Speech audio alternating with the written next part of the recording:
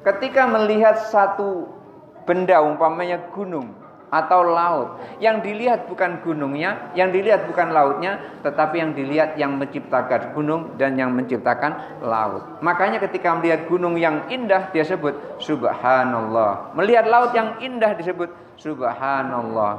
Kenapa kok bukan ucapan subhanallah itu kembali kepada laut? Bukan, kembali kepada yang menciptakan laut. Maka orang yang sampai pada imanul hakikah ini adalah orang yang sudah sampai derajat fana. Jadi semua di dunia ini tidak terlihat ada kecuali yang menciptakannya, yaitu Allah Subhanahu wa ta'ala. Lalu ada satu lagi iman yang tidak boleh kita pelajari, iman yang tidak boleh kita cari-cari. Assalamualaikum warahmatullahi wabarakatuh.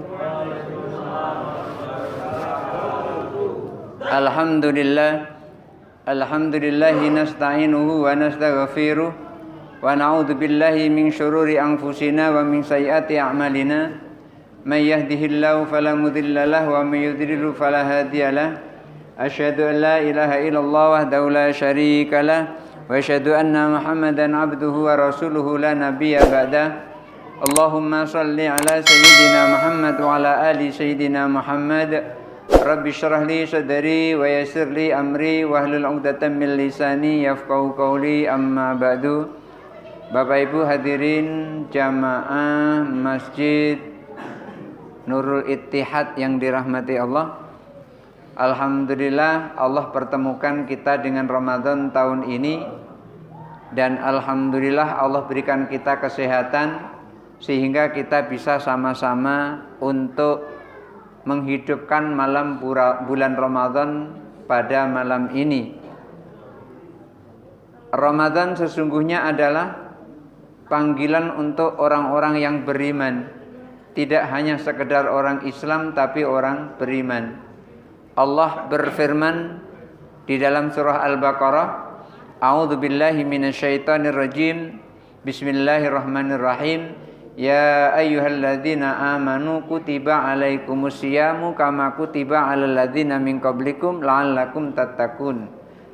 Hai orang-orang yang beriman, diwajibkan atas kamu berpuasa sebagaimana diwajibkan atas orang-orang sebelum kamu, mudah-mudahan kamu menjadi orang yang bertakwa.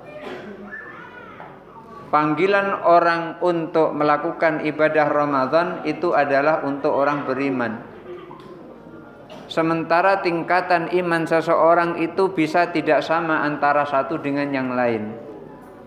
Ada tingkatan imannya itu adalah tingkatan iman yang pertama, ada tingkatan iman yang kedua, ada tingkatan iman yang ketiga, dan ada tingkatan iman yang keempat.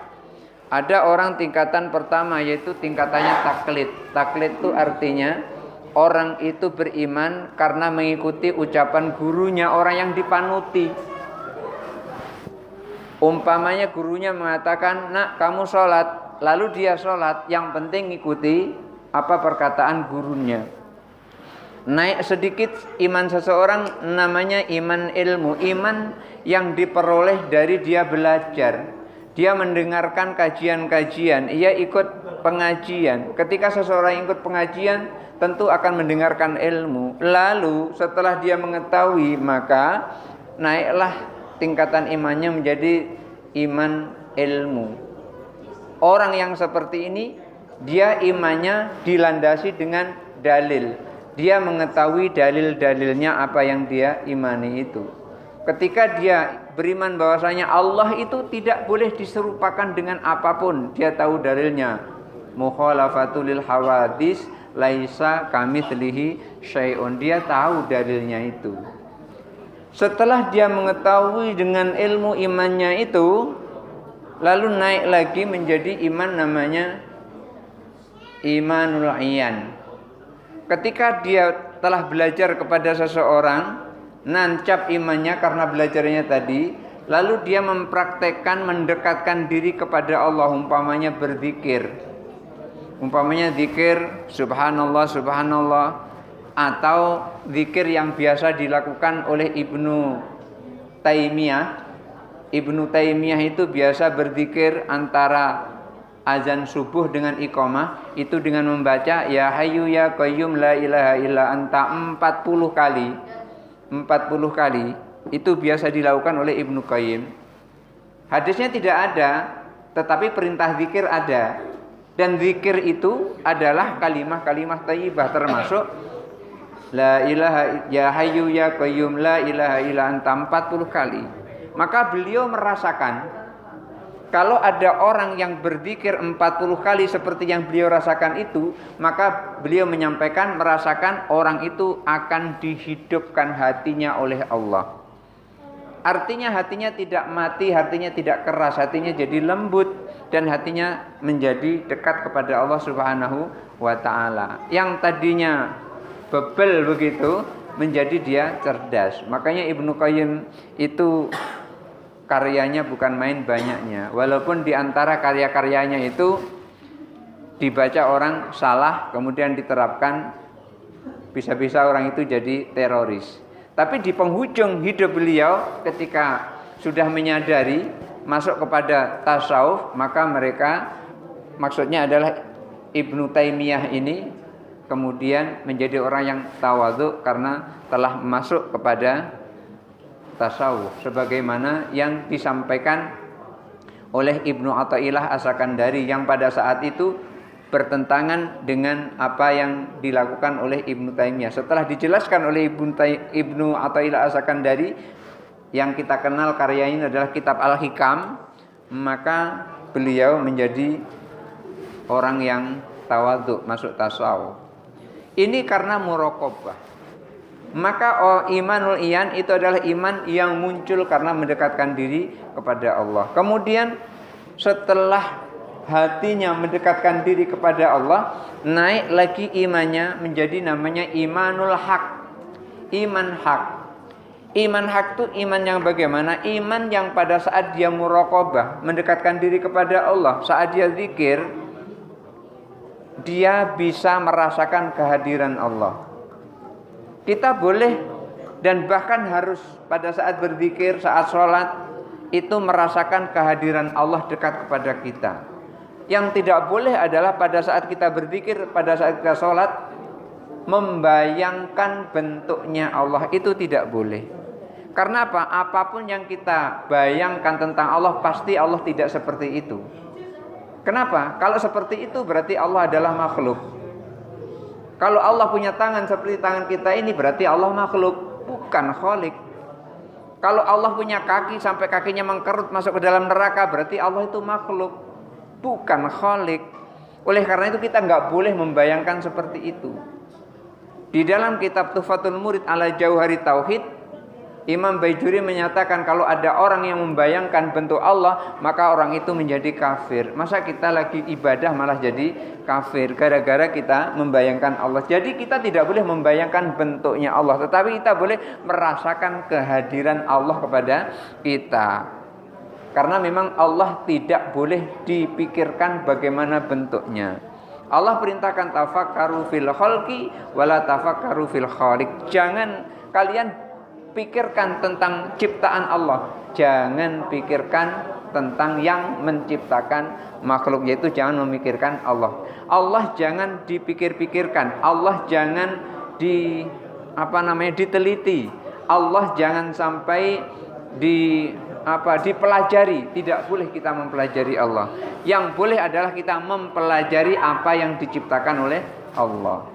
Maka orang yang setelah dia merasakan kehadiran Allah, terus dia berzikir, maka nanti lama-lama imannya akan naik menjadi imanul hakikah. Iman hakikah itu adalah iman yang pada saat dia berzikir merasa tidak ada di dunia ini kecuali Allah. Jadi orang yang sudah sampai imanul hakikah itu ketika dia memaknai la ilaha illallah, bukan tidak ada Tuhan selain Allah, bukan juga tidak ada yang disembah kecuali Allah, tetapi ia memaknai tidak ada yang ada kecuali Allah. Maka semua ini ketika melihat, umpamanya melihat binatang, yang dilihat bukan binatangnya, tapi di balik binatang itu siapa yang menciptakan binatang? Maka yang terlihat adalah Allah.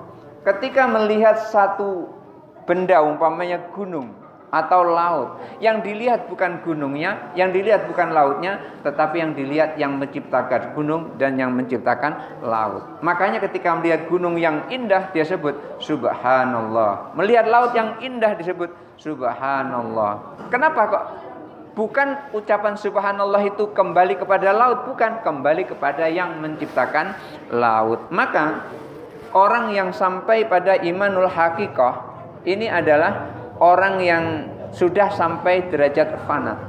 Jadi semua di dunia ini tidak terlihat ada kecuali yang menciptakannya, yaitu Allah Subhanahu wa ta'ala. Lalu ada satu lagi iman yang tidak boleh kita pelajari, iman yang tidak boleh kita cari-cari bagaimana cara mempelajarinya, yaitu iman hakikatul hakikah. Bagaimana iman hakikatul hakikah itu? Iman hakikatul hakikah itu adalah iman yang dimiliki oleh para nabi dan rasul. Tidak ada yang bisa mempelajari iman ini kecuali yang membimbing adalah Allah. Oleh karena itu, mana anallahu ala ta'allumihi. Allah melarangnya untuk mempelajarinya. Jadi Bapak Ibu di sini jangan ada yang belajar tentang imanul hakikatul hakikah yang tujuannya pengen jadi nabi atau jadi rasul. Enggak bisa kita mempelajari iman yang akhirnya kita jadi nabi atau rasul. Yang membimbing langsung Allah Subhanahu wa ta'ala. Inilah ketika kita berpuasa di bulan Ramadan ini tergantung kepada kita, iman kita sampai di mana. Kalau imannya taklid, maka ketika dia berpuasa ini kadang-kadang masih goyah.